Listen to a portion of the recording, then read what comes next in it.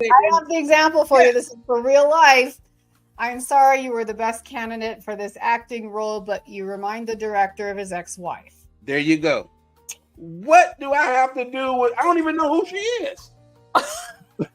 But I have to foot the bill because I remind, or did something that was a trigger for that person that now they hold it against me. And all I did was show up and be my authentic self. I've had that happen where someone said, Lyman, we would work with you, but my partner says, man, you just remind him too much of an uncle that he didn't like because you're always smiling. You're a big guy. And I'm like, but I'm not his uncle. I don't even know his uncle.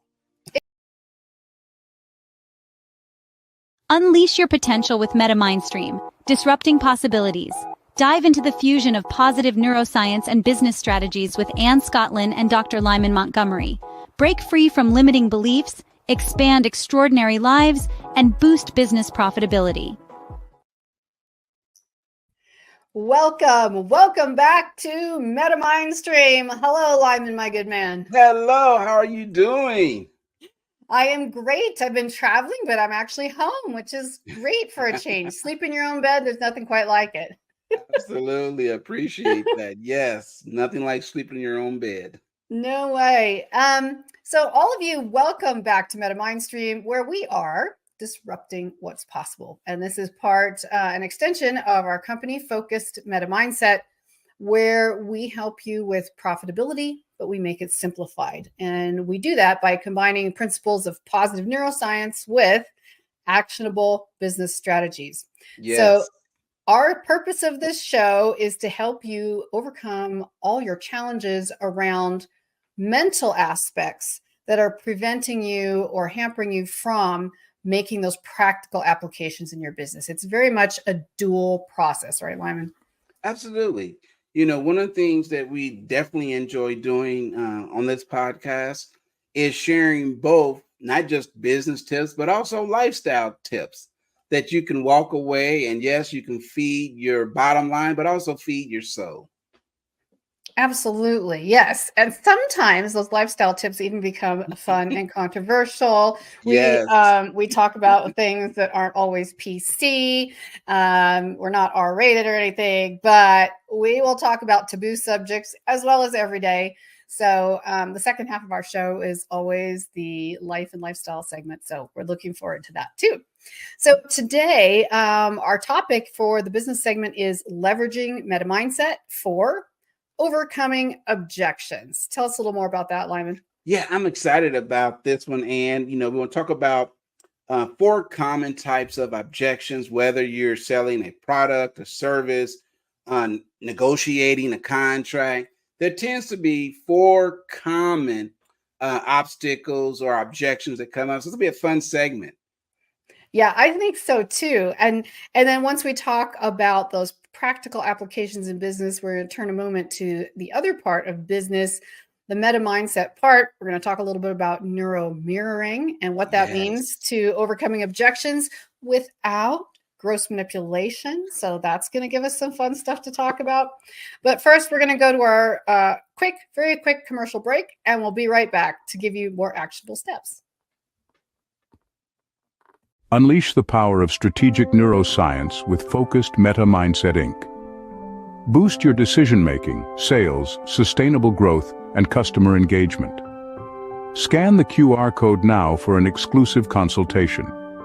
Elevate your profitability with focused MetaMindset Inc. Hi, welcome back to MetaMindstream. I'm Ann Scotland here with Dr. Lyman Montgomery. So Lyman, we're talking about now actionable steps that our listeners and viewers can take using a MetaMindset to help overcome objections. What are some steps we can take? Yeah, there are 4 common objections that you deal with. Like I said before, whether it's business, negotiation, even in relationships. Okay. And let me ask you this question, Ann. As a, international best-selling author, life coach, business coach, I'm sure you've had an individual that you've made your sales pitch and they kind of look at you and say, well, I don't know. The cost is kind of high, right? I'm sure you've had that happen, right? Oh, yes. There's always some kind of objection from a lot of people. Yeah. And so what I've found is when a person has an issue with the cost or an investment, what they're really objecting to is not the cost. However, they're wondering if the cost is in alignment with what they value. I was going to say the cost is in alignment with the value, because if they think it's valuable enough, and this is a good question. I'm just going to throw this in here for you, Lyman, right here. So what is one of the things, when we're overcoming objections in sales, how can we help them see the cost benefit? How can we establish the benefit ratio to really help them understand and say, I'll pay anything, I have to have it? Yeah, absolutely. It's being able to connect that product or service with what they hold dear or what they value intrinsically. And so a good example would be if I know, for example, that you value freedom, then I should spend my time talking about the benefits of freedom and less about the features of the product. It comes in blue, yellow, green, and really talk about what will this product do or what will this service do to give you more freedom. So I may ask a question like this. How much time do you enjoy spending traveling with your partner? A lot of time, as much as possible. Absolutely. So what if I could show you a way that you can spend on average 2 to 3 hours a day working on your business and enjoy maximum amount of time away from your business and yet watch your revenue increase, as opposed to spending 20 hours in your business or on your business and only having 2 to 3 hours to try to cram in life. And so it's about I would have said years ago. Would that be years ago, I would have said that sounds too good to be true. Absolutely. So now I begin to walk you through the steps. So I now have to create a scenario with you, and you are able to see. So I may ask another question, for example, as we continue this sort of dialogue, I might say, Ann, how much time are you currently spending in your business working on average? On average, probably 40 plus hours a week. Okay. And what if we could cut that down to only 4 hours a week and yet get the same or maximize your productivity? Now, would that be something that's of value to you? Yes and yes. I would do anything to make that happen. Okay. This is how we can make that happen, Ann. We have a course designed, then you kind of talk about, again, the benefit of the benefit. And so you eliminate the cost. And now notice I'm making this all about you. I'm having a conversation rather than a lecture. And rather than me telling you, I'm asking you questions. I'm getting feedback. And based on the feedback, it allows me to now reposition the product based on what you value, not what I value. So instead of need, it's about making it feel natural. Making it feel natural. Exactly. It's about, there's 3 things that people love. Okay. Number 1, convenience. If you think about all the different food services that came into existence during the pandemic, they add this little fee called a convenience fee that allow you to stay home, do what you're doing, and you can order, and they will deliver. Rain, snow, sleet, or shine, they will deliver, but you pay a little extra for that. People also will invest in things that are in alignment with what they hold to be true, what they value, and what they see as something that will benefit them long term. Very few people will buy something that's only short term lived, like fad diets. Now, they may start out, but then after a while they say, you know what, I've tried these different fad diets, they don't work. I need something more sustainable. And Ooh, that that's a gets good into what's natural. Yes. That's a good point too, because I think part of overcoming that objection is also what feels natural to the consumer, to the buyer. Yes. If they have Absolutely. used other services or products similar to yours before and did not have a good experience, they may be a little more wary when you're having this conversation. Like, listen, I've Mm-hmm. tried 3 different services. I felt like it was a total waste of time and money. I'm not investing in that again. But if you know that your product will literally blow them away, if you're willing to provide, the numbers to prove it as you go that your product or service is working, Yeah, how do you bring that absolutely. into the conversation? Sometimes, and it's about how comfortable are they with the person that's presenting the product and or service?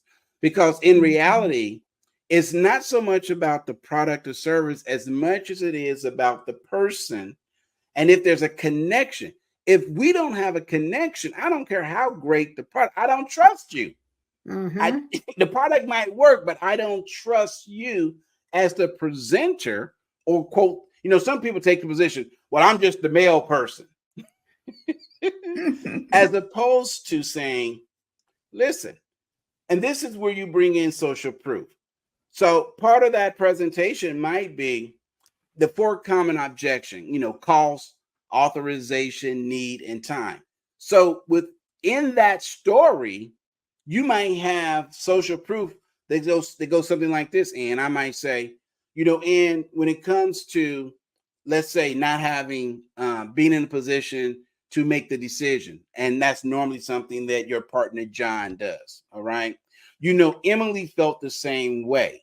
And so Mhm. what worked for Emily was, let's have a conversation with all the decision makers in the room, because you're going to hear something different than what the other person. So it's best, would Mhm. you agree?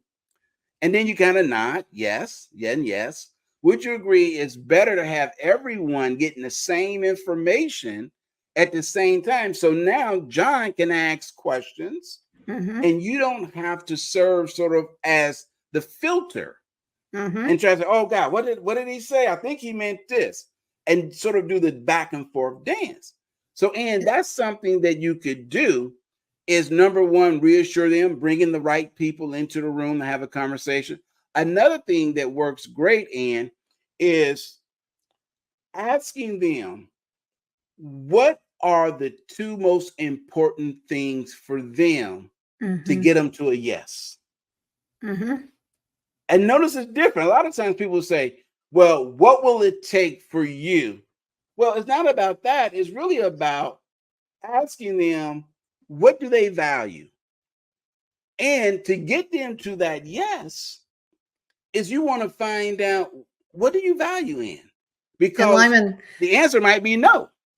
yeah, right. No, it's true. But that is so true. And again, this is sales that are having a more intentional Yes. conversation, more listening.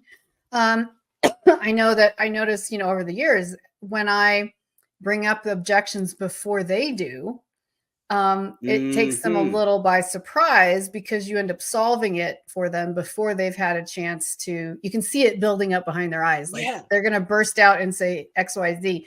Like, so some people have had, say to me, well, XYZ. And what I respond to them is, and you tell them, and then they're like, oh, yeah. So I think, as we often talk about in sales, is it that, 3 yeses or. Hmm.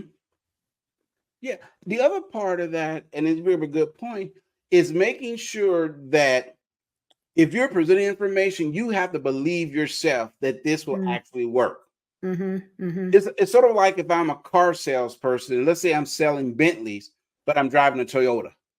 Yeah. Something's wrong with this picture. Yeah, And so a lot of exactly. times what we do when we talk to clients is, before you position a product, have you, number one, used it? If they ask you, well, how's this work for you? Oh, well, I just sell, I don't use that junk. It's a disaster waiting to happen. It, And it totally let's is. And let's take it to the next step as well, bringing into the conversation that we're already having and all those elements, neuro-mirroring with a meta mindset. And what does that mean to this greater conversation? So if you had to describe neuro-mirroring to someone who'd never heard about it, how might you describe it? Yeah, I would describe it as this. Whatever energy that person shows up with, you want to not just mirror it. Let's say they're in a low energy state. So you don't want to drop to a low energy state. You want to recognize it. A good example, we were on a call with someone, remember? There's an entertainment business. And I said to them, I said, you must have had a really, hard day because your energy has kind of dropped, and let's kind of pick it up. And so you kind of move them. It's, oh yeah, I've been up since 6 or 7 and I've been going straight and meetings after meetings. So you acknowledge it, but then you try to raise them up out, and you do that. And you're excellent at this. And with humor, you might say something, or you might make a connection, say, oh, gee, I remember when I was in Hollywood and I was on a set shooting a movie, and man, it seemed like we would never get through it. So that to me is mirroring, using empathy, really, that I can relate to what you're feeling, but let's not stay there. Let's take you on a journey to get you out of that low energy state to a higher energy state. To me, that's what mirroring is, that you recognize it, but then you also infuse a story. And you're, like I said, you're probably the best I've seen do this. And with sharing your own personal story of being in Hollywood as an actress, or even as a coach, or just working as a life coach or business coach. Right. No, it's true. And it's not that difficult, because I think, part of the mirroring is, if you get on a call or you're in a meeting with someone and you feel like maybe you're naturally a very quick speaker. Yes. Maybe they're very naturally a slow speaker. So it's up to you to dial that in. So I am often way too fast of a speaker. So I have to make a very mental, conscious choice to slow my speed down by half, which is probably closer to what the average person is saying. Right. So first of all, I can take that action. And then the second thing is, a lot of times when people are in a meeting with you and they know it's quote unquote a sales meeting, they're also going to be a little more reserved, a little more holding back. So finding those commonalities, getting them, like you said, telling a story or telling a joke, getting them to laugh, something that really relates to them, like find out what they really love in their life. Well, I like dogs, Lyman, right? So if you say to someone, you can test it, right? It's like a litmus test. You can say, oh my gosh, sometimes when I'm tired, the only thing that gets my energy back is when my 3 dogs jump on top of me and they start licking and barking, and they'll be like, oh my gosh, I love my dog. Instantly, boom, a commonality. Sometimes you have to suggest it to draw people out of their shell a little bit. Great point. Yeah. Great point. When you were talking, I was thinking about earlier, I was on a call with a client, and she's in the process of writing a book, and there's just one character that she affectionately called Cornbread, who's like the town drunk, right? It's an urban tale. And it immediately took me back to my childhood of these 3 old men. They were kind of like the city winos that sat on the stoop, and it was right next to a liquor store. And they would always, pass in the bottle, and they would always give good advice, like, hey, don't be like us. We done wasted our lives. Y'all stay in school. Hey, by the way, go get me a brick, which meant some liquor or something. And so just that rapport of her sharing this story of this character Cornbread, which took me back to my childhood. We had an instant rapport based on something that was very minute that she mentioned in passing about developing this character that she affectionately called Cornbread. And so this brings me to that, in full agreement with what you're saying. This is what I call neuro-listening, because we talk a lot on this show about the listening element in your business. And neuro-listening, though, is looking for those little clues. Like my example before is I suggest something as a litmus test to see if they'll respond. Like they just seem like a cat person or dog person. I can't prove it, but I can kind of throw something out and see how they respond, right? And the other thing is looking for something in their conversation that perks up something in you. Because anytime you can start having fun, it stops Absolutely. being sales and it starts being personal and interesting. But it takes neuro listening before you can neuro It mirror, does. unless It you have does. had, plus having, practicing it over the years, it gets easier and easier where it almost becomes intuitive for some Yeah. people. Yeah. The other day I was on a call with a potential client. I was just basically listening, active listening.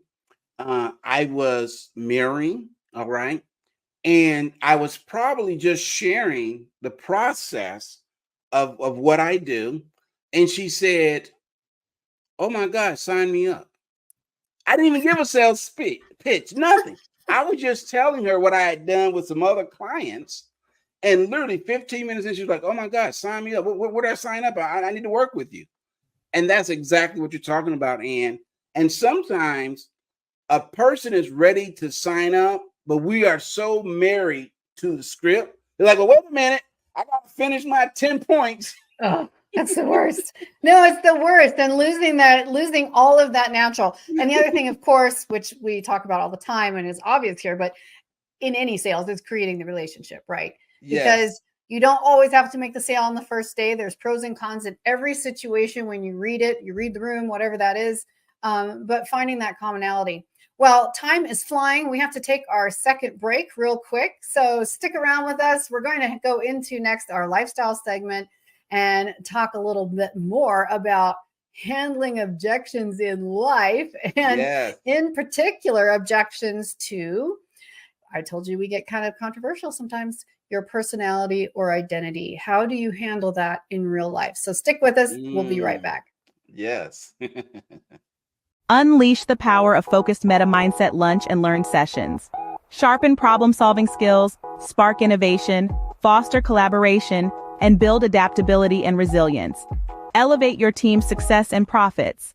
Discover more at www.focusedmetamindset.com. Welcome back to MetaMindstream with myself, Ann Scotland, and Dr. Lyman Montgomery.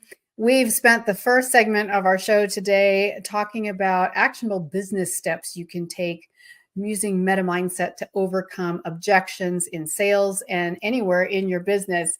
And now we've moved on to our life segment, and we're going to continue this conversation about objections, but this time we're going to talk about overcoming objections to someone else's objections to your personality or identity. Ooh, wow. So I have a variety of objections that I've experienced in my life, and I'm saying this with humor because it isn't life-threatening or serious. But one of the objections I used to absolutely hate in Hollywood was when I was younger, they would say, "Oh, she's blonde. We'll cast her as the dumb blonde." And it would and I would look at my agent or my manager and just think, how can they not see?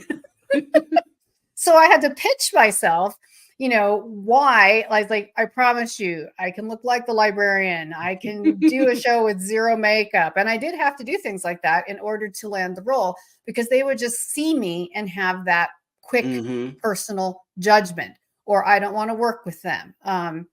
So that's one example. Another example is something we touched on a little earlier, which is just my loquacious personality. So talking a lot and being blonde, I will go out in the world and I'm kind of like a golden retriever. I literally just like love everybody. But other people, and I will, since we're not mincing words, often women, they see me come into the room and it just they turn to ice around me, like cold shoulder. And I'm always so shocked because I don't feel that way about them. I'm just the golden retriever going, Absolutely. Absolutely. Yeah. and they're like, fucking, and I'm like, oh my God, they actually think that about me. So those are my examples. I won't go into overcoming those objections yet with MetaMindset, but I'm sure you have some of your own that you could share. Yeah. I had a person, it's funny, that thought that I was a fake, thought that I was a scam because I was always smiling. I never had, this person had done a deep dive into my background and asked a number of people, and everyone that I was actually applying to be part of this speakers network. And it's amazing. She was in charge of membership. And she said to me, I guess I have to let you in, but I don't like you. And I said, well, did I do something to offend you? She's like, you're too damn happy. And I'm saying to myself, you're upset at me because I'm happy? And I asked a friend of mine that knew her. He's like, Lyman, she's been that way for 20 years. She has run more people away from this speaking organization than people that have joined. And I said, well, why do they keep her in a position? Well, she was married to the person who started the company, and part of the divorce settlement, she had to have a job. So she hates her husband. She's in this job she hates, and now she's making everyone else's life a living hell. And wow. But I done nothing wrong to her. I didn't marry her. No. But that's how she felt, Although that's funny because because my husband Zeke says the same thing to me, and we have a great relationship which involves a lot of humor. That's how our relationship has matured and become, there's a maturity in relationship when you can start using a sense of humor. Right. And I'll be like, oh, honey, he's very serious, and he kind of looks at all the practical aspects of life. Let me just put it that way, to a fault. And I'm on the other side. And so I'll be like, what can I do to make your day better? And I just want to see you feel joyful. And, and he'll just be like, oh my God, could you just not be so happy? He's like, I want to be grumpy. This is funny. So the other day, this is so funny. But the other day I had an eye procedure. I have to get eye injections, right? And so after I get an eye injection for this retina thing that they're treating, and they changed up the medication. And so by the time I get home, I need to just lay down. And so one day, my wife and I was watching TV or something. And I said to her, like a baby, I said, I need a huggy. And she looked at me and said, a pamper? Like a diaper? That's amazing. But in my mind, I was trying to be cute. I just need a hug, for my wife. And I said, huggy. And she was like, yes. No, that's something wrong. A grown man needs a pamper. Like, what? Well, and this is a thing, right? Because and our clients as well, and we're going to try to stick with life here as opposed to clients, but personality and identity often come into a real space in the conversation, whether it's with a client or whether it's someone at work, whether it's someone at home, whether it's someone in your social or professional sphere. And, you just like, I just don't like that person. Or you can tell that they're like, I just don't like Anne. So, we talk about using a focused meta mindset to find ways to overcome those objections. And I think part of that is what we already talked about a little bit, which was neuro-mirroring, but in this sense, in our day-to-day relationships, wouldn't you say? I agree. Absolutely. There are times where no one can look at you and say you've done anything wrong. All right. But this person is convinced that you are the spawn of Satan. Okay. They don't like you. They don't know why they don't like you. They don't like your energy. They don't like your eye color. They don't like the color of your skin for whatever reason. Okay. And sometimes we get caught in this vortex of we're trying, especially people like us, that's imperfect. We're like, well, why don't you like me? Let's talk about it. I don't want to talk. Get out my face. And we have to be mature enough. And it comes with maturity of being able to say, you know what? You don't like me. That's okay.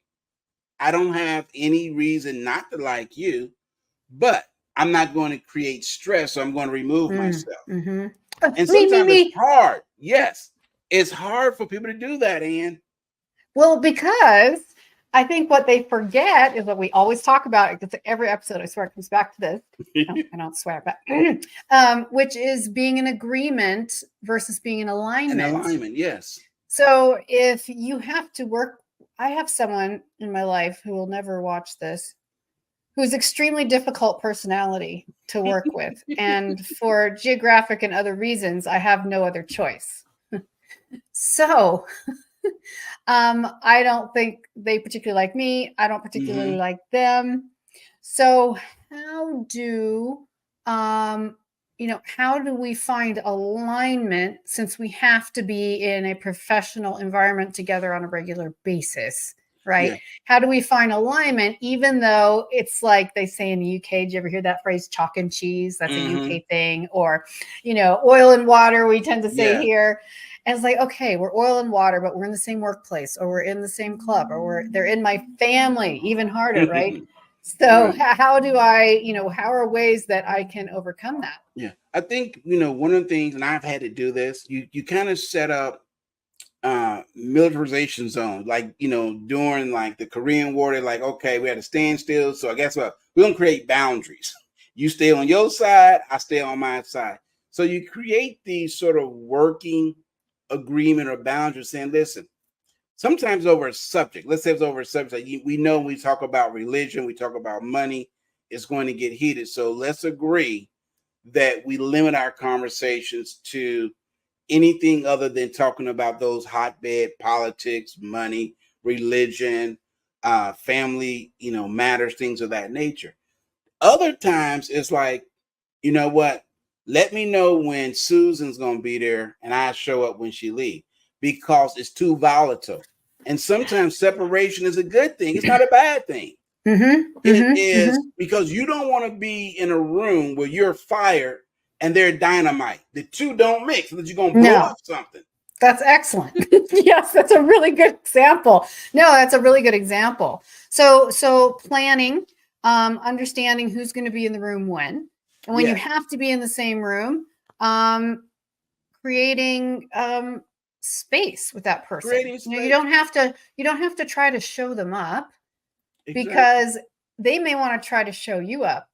But if you have a really meta mindset, a warm, genuine approach where they can't ruffle your feathers, but you actually give them a compliment in the boardroom instead, it drives them crazy, and it makes them look like and everyone else is like, wow, Ann is being really nice about that. Lyman is being really nice about that. You can tell that this person over here is being a real pain in the, and people know it. People know. Of course, you can feel it. You can feel it. You can cut the tension with a butter knife. The meta mindset is, it has to be genuine, though. It has to be. It can't be like, oh, Linda, you're so right. It could be like, Linda, that's a really valued point. Thanks for sharing that with us. And sometimes the alignment, and when you were talking, it reminded me, sometimes the alignment is what the person is dealing with has nothing to do with you. It has everything to do with themselves. So there are times where I will share with someone, I say, I almost understand why you feel the way that you feel. And you're entitled to feel that. And they kind of look at you and go, huh? Like, yeah, I kind of understand why you feel what you feel, and you have every right to feel. Now, that's an invitation for them to say, well, how do you know what I feel? Now in a dialogue. Right.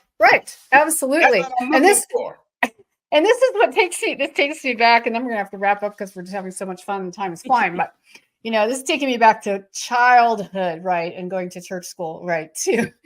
So there's this verse in the Bible that says, if your enemy is hungry, feed him. If he's thirsty, give him a drink. For if you do that, you're actually heaping coals of fire on his head. Yes. And it works. One person said, kill them with kindness. Yes. Well, I want to kill them. I want to redeem them. So I always say redeem them. Yes, I love that. With kindness. Bring them back into the fold, because apparently something has gone awry in their life, and they're just lashing out at you because they're in pain, and they don't a lot of times are able to communicate, and so you're just there and you become the object of their pain. There's been situations we've coached individuals and where I don't like this person because their smile reminds me of my father, who was very abusive, or and you look like my sister that I can't, or my sister-in-law I no. can't stand. And I have it. I I have the example for Yeah. you. This is for real life. I'm sorry you were the best candidate for this acting role, but you remind the director of his ex-wife. There you go. What do I have to do with? I don't even know who she is. But I have to foot the bill because I sound, remind, or did something that was a trigger for that person that now they hold it against me. And all I did was show up and be my authentic self. I've had that happen where someone said, man, Lyman, we would work with you, but my partner says, man, you just remind him too much of an uncle that he didn't like because you're always smiling. You're a big guy. And I'm like, but I'm not his uncle. I don't even know his uncle. And you know what? I always say, and as we're wrapping up here, I always say that when you get sometimes, maybe 5% of the time, you're given an objection that is so legitimate, it's a gift. It is. I can't change that producer or director's mind. I can't not look like his ex-wife if that's what he thinks. You can't not look like that uncle. And so you're like, you know what? I appreciate that. I've run into people in my life that reminded me of someone who was not my favorite person. I absolutely get that. Don't worry about it. But if you ever know someone else who's looking for this kind of world-class service, shoot them my way. I'd really appreciate it. Do you think they'll remember you when you handle that objection that way? Right. Which is just, and it's fun and you get to be authentic. Okay. We are going to wrap up because we are totally out of time. As always, having so much fun here. Thank you all for tuning in to watch or listen on whatever platform you're on today. Please do us a favor. Help this show keep going. Share this link with someone who you think would enjoy our chats. And also like and subscribe on your platform. Absolutely, yes. We would really appreciate that. We're so happy you're here with us on Focus MetaMind Stream. And check us out every Tuesday for a new streaming episode. Thank you so much, Lyman. Thank you, and have a wonderful day. Thanks, everybody. Bye-bye. Take care. Goodbye.